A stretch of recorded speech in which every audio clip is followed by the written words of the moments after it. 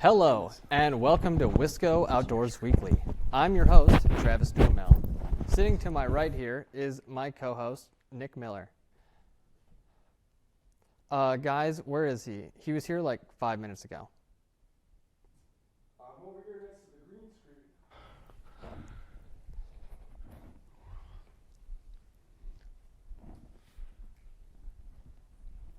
green screen. I'm over here next to the green screen. What are you doing over there? You should be over here at the desk next to me for the opening of the show. Well, I'm presenting the deer forecast, don't you remember?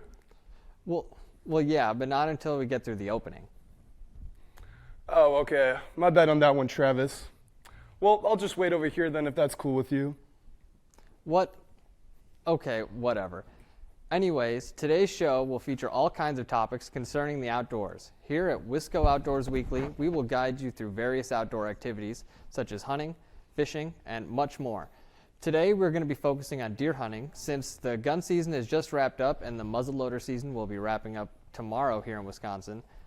We'll discuss informative tips and tricks to help you on your next hunt, have a tech talk about trail cameras, and feature a special guest hunter, all in today's show.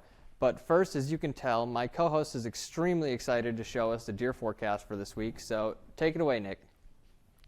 Thank you, Travis. Well, my name is Nick Miller, and I have your deer forecast for the week. Well, as the weather gets colder, we will start to see the annual great deer migration right here as they work their way to the southern half of the state by Christmas.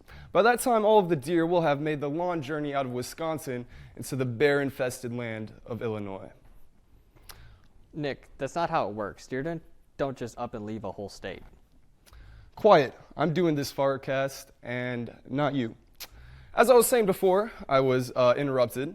We will have no more deer in Wisconsin by Christmas. However, there still is one more chance to tag your deer for this season. You will need essential items such as a flashlight and a high-end scope to do this.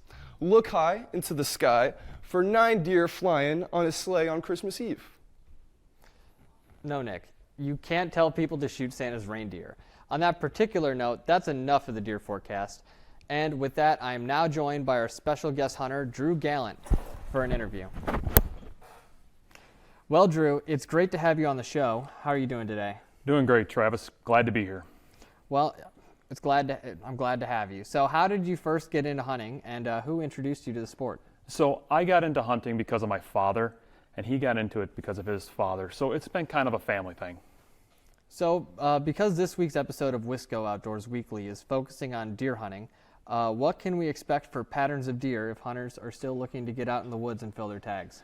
So because it's December, it's cold, and it's starting to be the winter months, I would recommend that deer are going to be focusing on one thing and one thing only, food.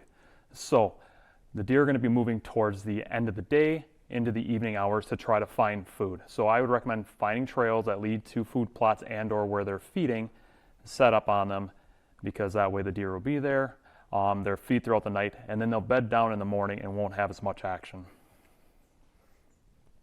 Well, that's good to know. For our hunters still braving the cold that Wisconsin brings, the next question is, when did you first take your first deer, and what was the story behind that? So I took my first deer back in 2009. I was out hunting on some public land with my father. I had found a stretch of woods where there was a gap of 30 yards between two pieces of woods. I set up on one side, had a pin set exactly for 30 yards, waited for a deer to come to the point. Luckily for me it did. I was able to put my arrow on and I let it fly. It's always great when you can set predetermined range markers. It really helps out the hunt. What was your biggest buck that you have ever taken, and what is the story behind that? So the largest buck I ever took was a 9-pointer. I was hunting down in the Platteville area. I was hunting in a ravine where I had 2 cliff sides on the sides of me. I was sitting there. As I'm sitting there, a doe comes crashing down one of the sides, barrels right underneath my tree stand, and runs past me about 50 yards, turns to my left, and just keeps going. Is that during the rut? It was during the gun season, so they were definitely chasing. As I'm sitting there, a buck right in tow followed behind, ran to the exact same 50 yard from underneath my stand. I had to wait for it to stop. Luckily, it stopped broadside, gave me a perfect shot, and I was able to drop it. Well, that sounds like a crazy story. Do you have any other hunting experience other than deer hunting? So actually, I do a lot of different hunting. The two that I prefer, the two that I prefer are duck hunting, and I prefer turkey hunting. Those are two that I really enjoy. Duck hunting is my favorite. Nah, I love duck hunting. There's nothing better than just sitting out by the water, waiting to see if anything flies, especially if you can be with a group of friends, sit and talk. That's the best part. What is one piece of advice you could give your audience to people that are interested in getting involved with hunting? The biggest thing I can say is find somebody that has gone before. If you can find somebody that's done hunting before, it makes it so much easier to get out there and learn it yourself. Trying to figure things out on your own is very challenging, and having somebody that can kind of walk you through it makes it a much simpler and more enjoyable process. And finally, have you ever seen or had a chance to shoot at a 30-point buck in your lifetime? A 30-point buck? Man, I have been waiting for that 30-point buck to show up. I am sitting in the woods still every time I go out, hoping just to get a glimmer of that mystical beast. Drew, thank you so much for coming on the show, and good luck in your next year of hunting. Thank you. Coming up after the break, we will get into the top news stories from all around Wisconsin and its deer hunting season statistics. We will have what you can expect for future hunts this year, as well as a few interesting tips and tricks for your next hunt from our field correspondent, Trevor Kislewski. I am hearing from our producers that he is actually out in the woods now. Trevor, can you hear us okay out there?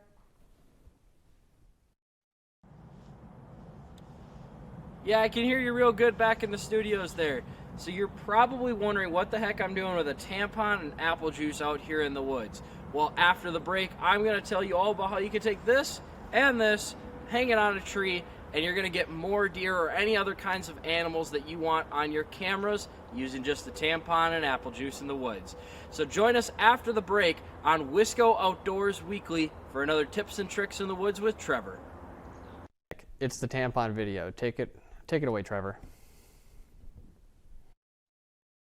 So welcome to Tips and Tricks in the Woods with Trevor. Now, we have a tampon, we have apple juice, and you're probably wondering exactly why I'm holding both of them in the woods. It's because you can actually attract deer using tampons and apple juice. Deer are mainly attracted to scent, and they're attracted to all kinds of food, apples being one of them. This is why we have the apple juice. So we're going to show you how to, first of all, locate a trail, second of all, how to put the tampon into the apple juice, and where to hang it up on a tree.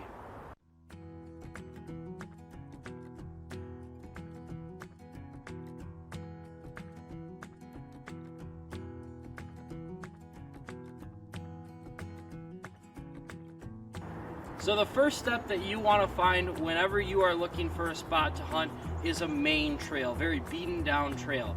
So as we kind of look through here, we can see a very nice trail that's going to line right through here. It's got a clearing in the bushes. This is a very well-defined trail by deer.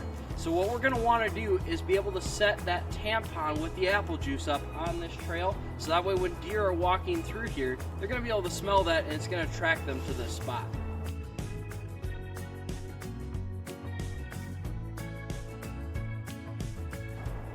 Alright, so now that we've found the trail that we want to set the tampon with apple juice up on, what we're going to do is first of all get our tampon, we're going to take it out of the wrapper here. And now here we go, we got the tampon here. Now I've never used one of these, so this should be interesting. I'm going to unscrew the apple juice here, and I think we just are going to pull it out. Oh, look at that. That works in a fashion. And it's very, very thick there.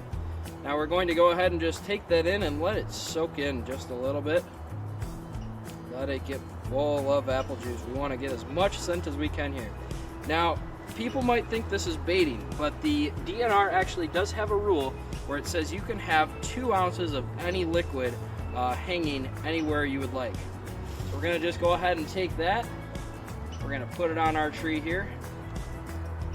And we're going to tie that up. Make sure it's nice and tight on there. You don't want that falling down.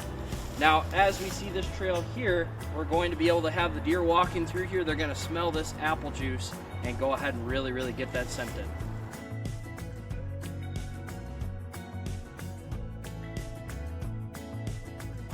So if you don't believe me that this actually works, we're going to show you a